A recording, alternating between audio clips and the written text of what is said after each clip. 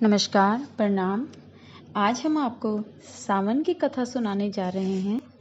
कृपया पूरा वीडियो बहुत ही ध्यान से सुनिए और अगर अभी तक आपने चैनल सब्सक्राइब नहीं किया है तो कृपया कर दीजिए, जिससे आने वाली सभी कथा और कहानियों का आपको लाभ मिल सके।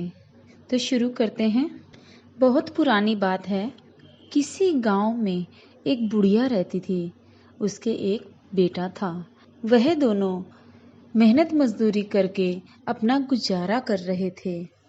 एक दिन बुढ़िया के मन में ख्याल आया कि मेरा बेटा अब जवान हो चला है और मुझे उसकी शादी करनी चाहिए। ऐसा सोचकर उसने अपने पुत्र के लिए एक सुयोग्य लड़की की तलाश करनी शुरू कर दी और एक सुंदर सुशील लड़की मिलने पर उसकी शादी करती। वह लड़की बहुत ही सुंदर थी और सुंदरता के साथ साथ उसके अंदर बहुत सारे गुण थे। वह रोज सवेरे उठती, झाड़ू पोछा करती और फिर नहा धोकर भगवान की पूजा करती थी। वह भगवान भोलेनाथ की भक्त थी। वह रोज अपने भगवान की पूजा आराधना करने के बाद सारा घर का काम करती थी। एक दिन वह पानी लेने जा रही थी। दिन बीतते गए और सावन का महीना आ गया। उसके मन में एक विचार आया कि मैं तो घर पर ही पूजा करती हूँ, अब सावन आया है तो मुझे मंदिर जाकर शिवलिंग पर जल चढ़ाना चाहिए। और यह विचार उसने अपनी सास से कहे, माँ, मैं मंदिर जाना चाहती हूँ और वहाँ पर शिवलिंग पर जल चढ़ाकर भगवान भोलेनाथ की पूजा करना चाहती हूँ।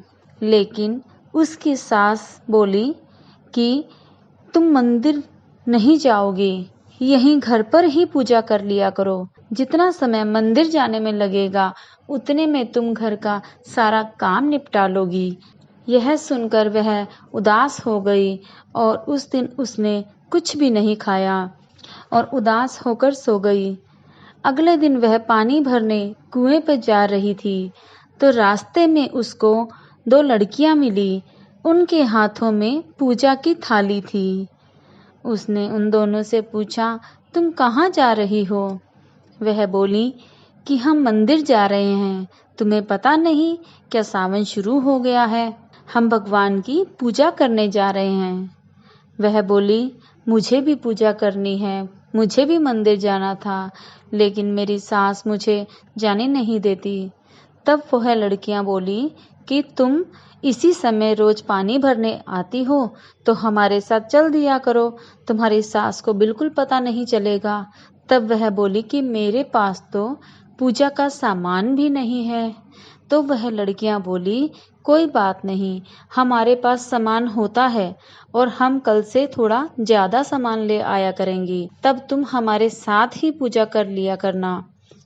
वह खुश हो गई और अगले दिन वह उन लड़कियों के साथ रोज मंदिर जाने लगी। दिन बीतते गए और सावन का अंतिम दिन आ गया। वह सोचने लगी कि भगवान भोलेनाथ की पूजा मैंने उन लड़कियों के सामान से ही की है। आज अंतिम दिन है और कुछ ना कुछ मुझे अपने पास से जरूर अर्पण करना चाहिए। तब उसने अपनी नाक से नथुनी निकालकर भगवान की चरणों में चढ़ा दिया और घर आ गई। घर आने पर वह अपनी सास से नजर बचाकर घूमती रही। लेकिन दोपहर होने के साथ साथ थोड़ी देर बाद उसकी सास ने उसे देख लिया और बोली कि बेटा, तुम्हारी नथनी कहाँ गई? तो वह बोली, पता नहीं सासू जी, कहीं गिर गई होगी। तो वह बोली कि तुम कल कहाँ कहाँ गई थी, चलो वहीं चलकर देखते हैं। तो वह बोली कि मैं कुएं से पानी भरने गई थी, तब तक तो मेरी नाक में नथुनी थी, उसके बाद मैं उपले थापने गई थी, शायद वहीं गिर गई होगी।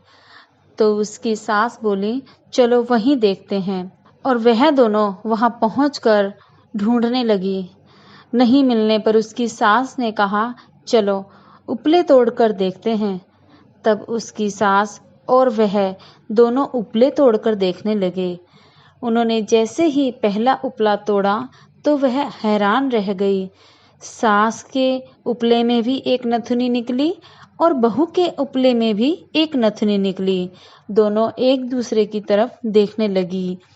तब सास बोली, तुम्हारे पास तो एक ही नथनी थी, यह दूसरी नथनी कहाँ से आ गई?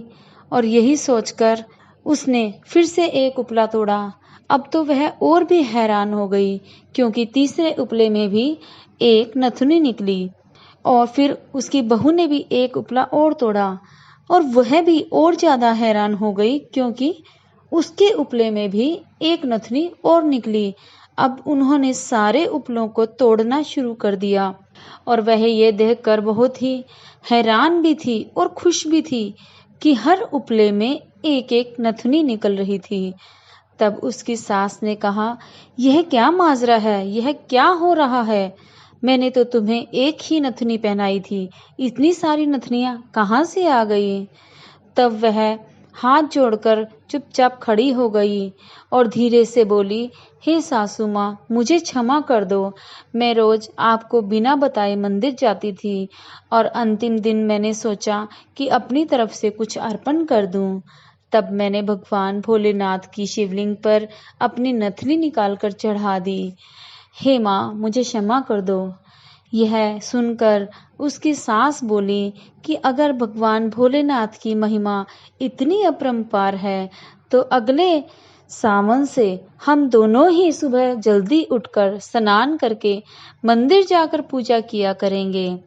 वह यह सुनकर बहुत खुश हुई। जैसे ही अगला सावन आया तो उन्होंने जल्दी उठकर मंदिर जाना शुरू किया और भगवान की पूजा अर्चना करनी शुरू कर दी। अब तो उनका घर अन्न धन के भंडार से भर गया और उनके घर एक पुत्र ने जन्म लिया। हे भोलेनाथ, जैसा उनका भंडार भरा, जैसे उनके घर को खुशहाल किया, कथा सुनने वाले और कहने वाले हर किसी को ऐसे ही खुशहाल करना, ऐसे ही उनके भंडार भरना। जय भोलेनाथ। धन्यवाद।